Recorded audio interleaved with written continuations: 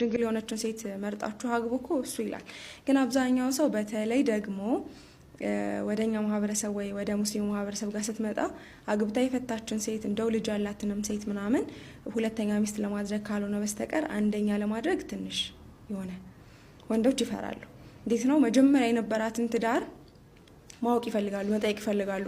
ከሱ ጋር ምን ተፈጥሮ ነው የተፋታችሁት ምናምን በደንብ ነው ዲፕ የሚጠይቁት።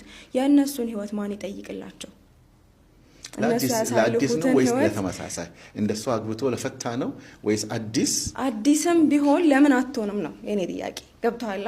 ለምንድን ነው ሰዎች ወይም የሆነ አስተሳሰቡ ላለ አሁን ላይ ሰዎች እያሉ ያሉት በቃ አግብታ የፈታች ሴት ማግባት ያለባት አግብታ የፈታን ወንድ ብቻ ነው? ለምን እንዴት ነው ያ ብቻ ሊሆን አይገባም ባይነኝ ነኝ። አይደለም ይኸውልሽ፣ እዚህ ጋር ተጽዕኖ አለ። ለምሳሌ እኔ ያላገባው አንቺ for the sake of ምሳሌ ነውና አግብተሽ ከፈታሽ ለማግባት እኔ ወድጄሽ ስመጣ ቤተሰብ ትልቁ ያልታያችሁ ነገር አለ። ከብዙ ሰዎች ጋር ነው የምንገናኘው። በግድ ነካክተሽ ቤተሰብ አይቀበልም።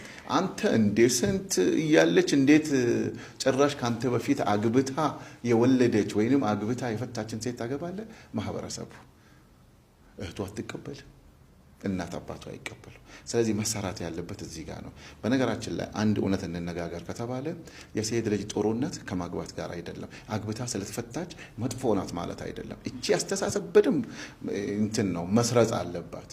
የተሻለ ጥሩ ልትሆን ትችላለች። አንድ ያገ ግን አለኝ። እንዴት ነው አንተ ስታገባ ማለትም በቃ የትዳርን ህይወት ያላየ ሆነ አዲስ ልታገባ ያለ አግብታ የፈታች ሴት ወደ አንተ ህይወት ብትመጣ አግብታ መፍታቷን ለቤተሰብ ማሳወቅ ግዴታ ነው?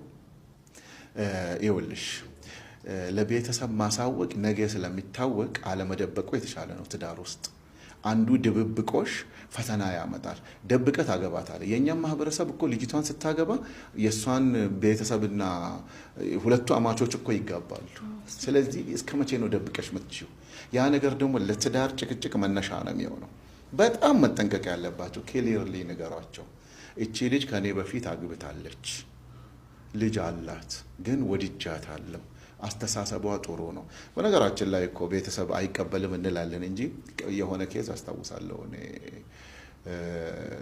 ወድጃታለሁና ካላገባት ራሴን አጠፋለሁ ያለ ልጅ አለ።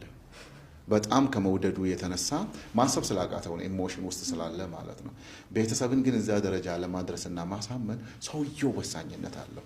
በቃ የምር ወድጃታለሁ ትሆነኛለች። ያንን ለማምጣት ግን የጭንቅላት ብስለት ይፈልጋል።